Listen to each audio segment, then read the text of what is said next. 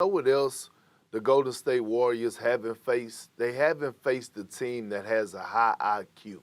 And when you look at the Miami Heat and the Boston Celtics, they both have a high IQ. And you need a high IQ in order to beat the Golden State Warriors. I heard JJ point, he made a point for us with the communication on the switches and things to that nature when they played the Memphis Grizzlies. And you were right. But at sometimes it was getting them burnt. It was times where they were supposed to switch a high pick and roll with Steph Curry.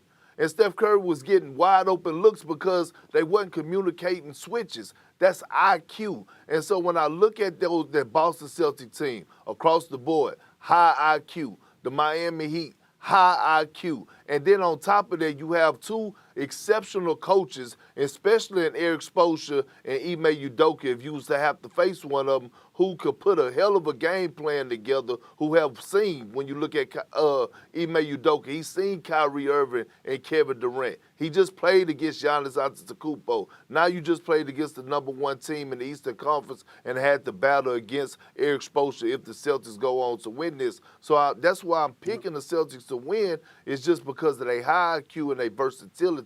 But the Warriors can win if they hang their hats on the defense. Let me add this, and then, JJ, I'll give you the last word.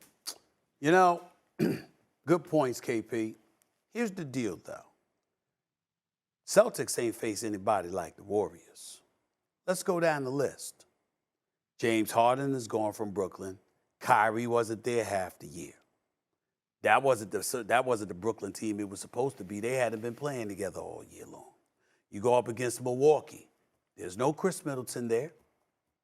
And so I look at that, and now you're going up against Miami, and obviously, listen, I looked at TD Bank Garden, and it was, as far as I'm concerned, that's the wrong name. It wasn't TD Bank Garden, JJ, it was TD Bank Infirmary. I mean, everybody was going down. They started out the game. Robert Williams was going to be out. This game 3 I'm talking about here. Kyle Lowry obviously had to go back to the locker room. Jimmy Butler went down. Marcus Smart went down, looked like he broke his damn ankle. Got Trae Young tweeting props to the medical staff in Boston. I don't know what the hell they did to that dude. And then, of course, Jason Tatum looked like he had a separated shoulder before he ultimately came back out. Okay, so you had all of that stuff going on. With the Golden State Warriors, that's not necessarily the case. We know Gary Payton II has gone down. Jordan Poole's there, Klay Thompson is there, Steph Curry is there, Draymond Green is there, Andrew Wiggins is there, Kevon Looney is there. I'm just looking at the high IQ that KP alluded to, along with their personnel being in place. And Boston ain't faced nothing like that yet. And now they're going to have a lot more rest, potentially, if they sweep tonight and the other series goes to a Game 7. Go ahead, Jake. Molly, don't let him off the hook.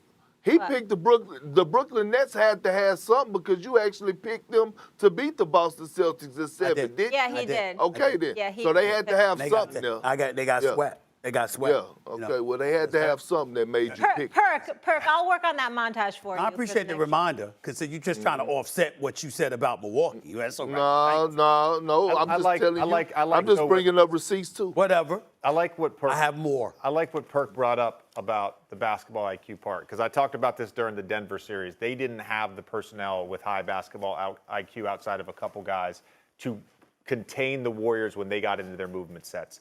Memphis, even, as good as they were this season, had so many breakdowns at the end of games. The perfect example of that is Klay Thompson's game winner, where Jaren Jackson Jr. is all the way back in the paint when he should be up to switch that screening action. Preach. The Heat and the Celtics, they do have basketball IQ. The Heat and the Celtics have great coaching. You talked about, Stephen, you talked about the A game. To me, whoever it is the matchup, both those teams, defensively, communication, they're switching, all that stuff, they've got to be on their A game, while at the same time,